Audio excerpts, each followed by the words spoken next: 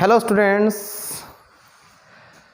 पिछले लेक्चर में हमने कक्षा 10वीं में पाठ 2 अम्ल क्षारक एवं लवण में आपसे अम्लों एवं अक्षारकों के रासायनिक गुणधर्मों के बारे में बात की थी। उसमें हमने आपको बताया था कि अम्ल धातु के साथ क्रिया करके कौन सी गैस उत्पन्न करते हैं।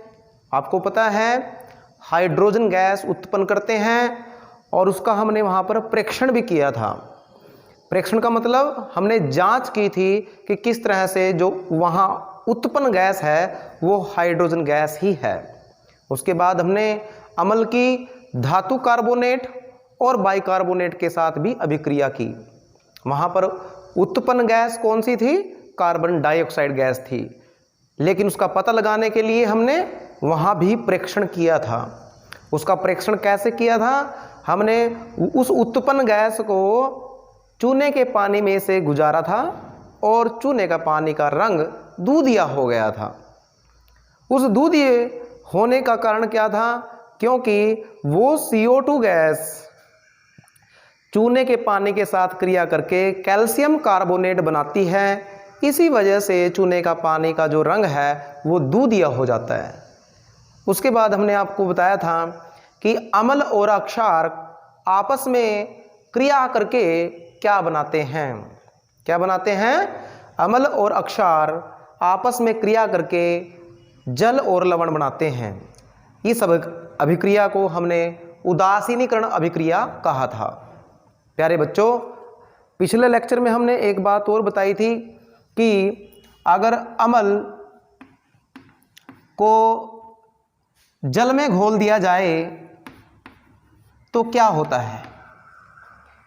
तो क्या होता है? आयन उत्पन्न होते हैं। क्या उत्पन्न होते हैं? आयन उत्पन्न होते हैं। जैसे हमने हाइड्रोक्लोरिक अम्ल लिया, जल के अंदर डाल दिया और क्या आयन उत्पन्न हुए? हाइड्रोजन आयन एक्वस और Cl नेगेटिव एक्वस। इन आयनों की वजह से ही अम्ल का जलीय विलयन विद्युत का चालन करता है। यानी एक क्वेश्चन आता है NCERT के अंदर, अम्ल का जलीय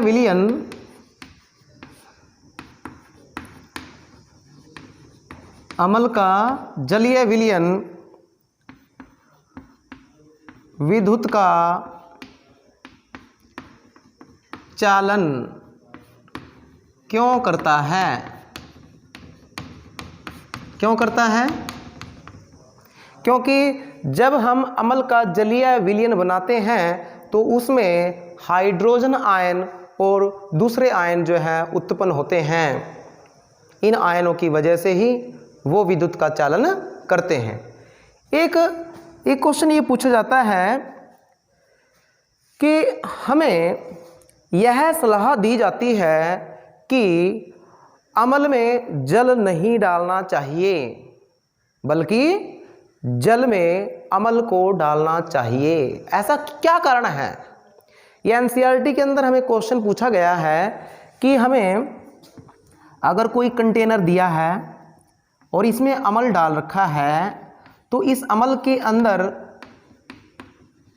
जल नहीं डालना चाहिए, बल्कि हमें क्या करना चाहिए?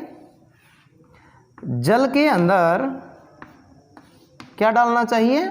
अम्ल डालना चाहिए। ये तरीका सही है। यानी अम्ल में जल नहीं डालना चाहिए, बल्कि जल में अम्ल डालना चाहिए। क्यों? क्योंकि प्यारे बच्चों, किसी अम्ल को तनुकृत करते हुए, किसी सांद्र अम्ल को तनुकृत करते हुए इतनी ऊष्मा उत्पन्न होती है कि उस ऊष्मा की वजह से वो अम्ल बाहर उछलकर हमारे चेहरे को भी जला सकता है। ठीक है, इसीलिए सलाह दी जाती है कि आप जल में अम्ल को डालिए। क्योंकि इस दौरान जो ऊष्मा उत्पन्न हो रही है वह ऊष्मा जल अवशोषित कर लेगा और यहाँ जो विलयन बनेगा वो बाहर उछल कर नहीं आएगा और हम इस दुर्घटना से बच जाएंगे। लेकिन अगर हम इस अम्ल में जल डालते हैं तो यहाँ पर इतनी अधिक ऊर्जा उत्पन्न होती है, इतनी ऊष्मा उत्पन्न होती है, इस उत्पन्न ऊष्मा की वजह से ये कांच का जो बीकर है, कांच का जो बर्तन है, ये भी फूट सकता है, टूट सकता है। तो इस दुर्घटना से बचने के लिए यह सलाह दी जाती है कि अम्ल को जल में डालना चाहिए। कैसे डालेंगे?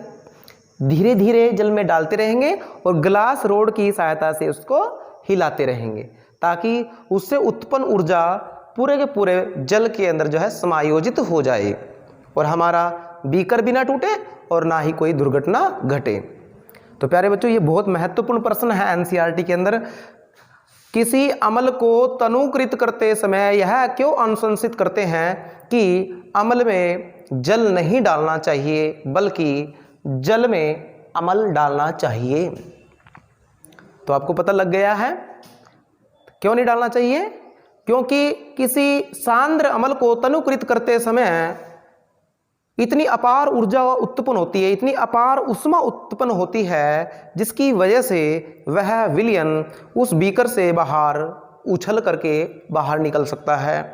वो हमारे चेहरे को जला सकता है, बीकर भी टूट सकता है। इस दुर्घटना से बचने के लिए ही यह सलाह दी जाती है कि अम्ल को जल में डालना चाहिए, ना कि जल को अम्ल में। ठीक है, ये बातें आपको समझ में आ गई हैं। अब एक क्वेश्चन और पूछा जाता है, जैसे हमारे पास एक शुष्क हाइड्रोक्लोरिक गैस है, शुष्क हाइड्रोक्लोरिक गैस है। यह शुष्क लिटमस पत्र को के रंग को नहीं बदलती। शुष्क हाइड्रोक्लोरिक गैस शुष्क लिटमस पत्र के रंग को नहीं बदलती। क्यों नहीं बदलती? प्यारे बच्चों, किसी भी हाइड्रोक्लोरिक गैस या कोई भी अम्ल है, कोई भी अम्ल अम्लीय प्रकृति तब शो करेगा जब आप उसको जल के अंदर डालोगे, जब आप उसका जलीय विलयन बनाएंगे। क्योंकि कोई भी अम्ल जल में डलने के बाद ही हाइड्रोजन आयन उत्पन्न करेगा। अब हमारे पास लिटमस पत्र भी शुष्क है और हाइड्रोक्लोरिक गैस भी शुष्क है, तो यहाँ तो जल है ही नहीं जिसकी वजह से ये आयनीकृत हो जाए, हाइड्रोजन आयन उत्पन्न कर सके। तो यहाँ हाइड्रोजन आयन उत्पन्न ही नहीं करेगा, इसलिए ये लिटमस पत्र के रंग को नहीं बदलेगा। जब ये लिटमस पत्र के रंग को नहीं बदलेगा तो ये शुष्क हाइड्रोक्लोरिक गैस अम्लीय प्रकृति प्रदर्शित नहीं करेगा, प्रदर्शित नहीं करेगा। तो मैंने 3 क्वेश्चन आपको बता दिए हैं। पहला, अम्ल का जलीय विलयन विद्युत का चालन क्यों करता है? क्योंकि अम्ल का जलीय विलयन में हाइड्रोजन आयन और दूसरे आयन उत्पन्न होते हैं, उन आयनों की वजह से ही वो विद्युत का चालन करते हैं। दूसरा क्वेश्चन मैंने बताया, किसी सांद्र अम्ल को तनुकृत करते समय यह अनुशंसित किया जाता है कि अम्ल में जल नहीं डालना चाहिए बल्कि जल में अम्ल डालना चाहिए। ठीक है। तीसरा क्वेश्चन है कि शुष्क हाइड्रोक्लोरिक गैस शुष्क लिटमस पत्र के रंग को नहीं बदलती और ना ही ये शुष्क हाइड्रोक्लोरिक गैस शुष्क लिटमस पत्र के रंग को नहीं बदलती और ना ही ये अम्लीय प्रकृति प्रदर्शित करती। क्यों नहीं करती? क्योंकि किसी HCl का आयनीकरण जल की उपस्थिति में ही होगा। अब यहाँ जल है ही नहीं तो आयनीकरण नहीं होगा, हाइड्रोजन आयन उत्पन्न नहीं होगा, इसलिए अम्लीय प्रकृति प्रदर्शित नहीं करेगी। अब देखिए नेक्स्ट है हमारे पास अगला गुणधर्म है अम्लों का, अम्लों की धात्विक ऑक्साइड से क्रिया। प्यारे बच्चों, जो धातु के ऑक्साइड होते हैं, धातु के जो ऑक्साइड होते हैं वो अक्षारीय प्रकृति के होते हैं, अक्षारीय प्रकृति के होते हैं। तो देखिए, जब भी अम्ल किसी धात्विक ऑक्साइड से क्रिया करता है तो क्या बनाता है? लवण और जल बनाता है। उदाहरण देखिए, कोई अम्ल ले लीजिए आप, जैसे मेरे पास अम्ल है HCl, धातु का ऑक्साइड है कैल्शियम हाइड्रोक्साइड या मैग्नीशियम हाइड्रोक्साइड, सॉरी MgO, ये धात्विक ऑक्साइड है। ठीक है, अगर आप इस धात्विक ऑक्साइड में इस अम्ल को डालते हैं तो क्या होता है? हमारे पास लवण बनता है, मैग्नीशियम क्लोराइड, और जल बनता है H2O। क्या बनता है? लवण और जल बनता है।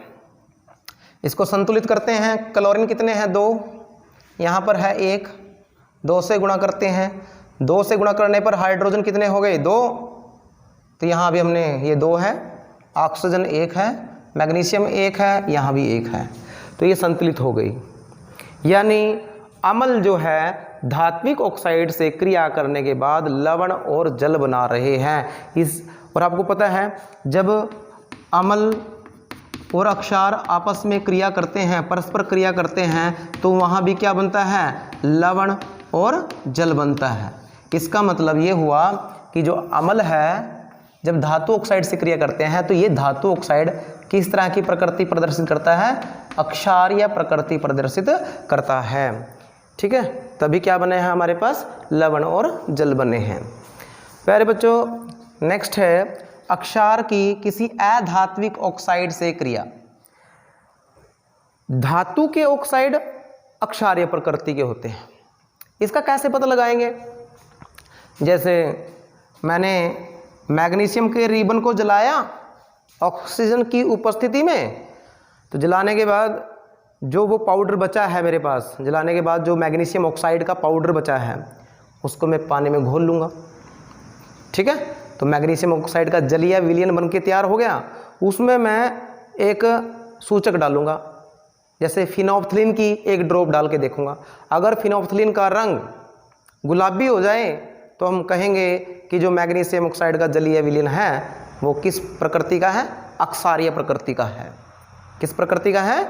अक्षारीय प्रकृति का, क्योंकि फिनोल्फ्थलीन अक्षार की उपस्थिति में कैसा रंग प्रदर्शित करते हैं? गुलाबी रंग प्रदर्शित करते हैं। और ऐसा ही होता है मैग्नीशियम ऑक्साइड के केस में। मैग्नीशियम ऑक्साइड मतलब धातु का ऑक्साइड। धातु के ऑक्साइड की प्रकृति अक्षारीय है, लेकिन अधातु के ऑक्साइड की प्रकृति कैसी होती है? अम्लीय होती है। तो कोई अक्षार ले लीजिए, जैसे हमारे पास कैल्शियम हाइड्रोक्साइड है। ठीक है, कैल्शियम हाइड्रोक्साइड एक क्षार है। अधातु का ऑक्साइड जैसे हमारे पास कार्बन डाइऑक्साइड, कार्बन अधातु है और ये इसका ऑक्साइड कार्बन डाइऑक्साइड। तो आपको पता है कि जब ये मान लो ये चूना पानी है, इस चूने पानी में से हम जब CO2 गैस गुजारते हैं तो चूने पानी का रंग कैसा हो जाता है? दूधिया हो जाता है। किसकी वजह से? इस कैल्शियम कार्बोनेट के बनने की वजह से। कैल्शियम कार्बोनेट के बनने की वजह से ही उसका रंग कैसा हो जाता है? दूधिया हो जाता है। साथ में क्या बनता है? यहाँ पर जल बनता है। संतुलित है ये पूरी तरह से। हाइड्रोजन 2 है, हाइड्रोजन 2 है, ऑक्सीजन 3 और 1 4, 2 और 2 4, कैल्शियम 1 है, कैल्शियम 1 है। तो प्यारे बच्चों, मेरा कहने का मतलब ये है कि ये अक्षारीय प्रकृति वाला सब्सटेंस इस अधातु के ऑक्साइड से जब क्रिया करता है तो एक लवण बनता है और एक जल बनता है। और लवण और जल कब बनता है?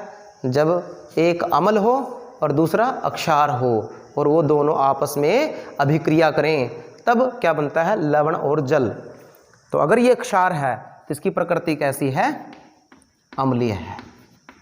कैसी प्रकृति है इसकी? अम्लीय है। तो यहाँ पर ये इतना ही हम करेंगे, ठीक है।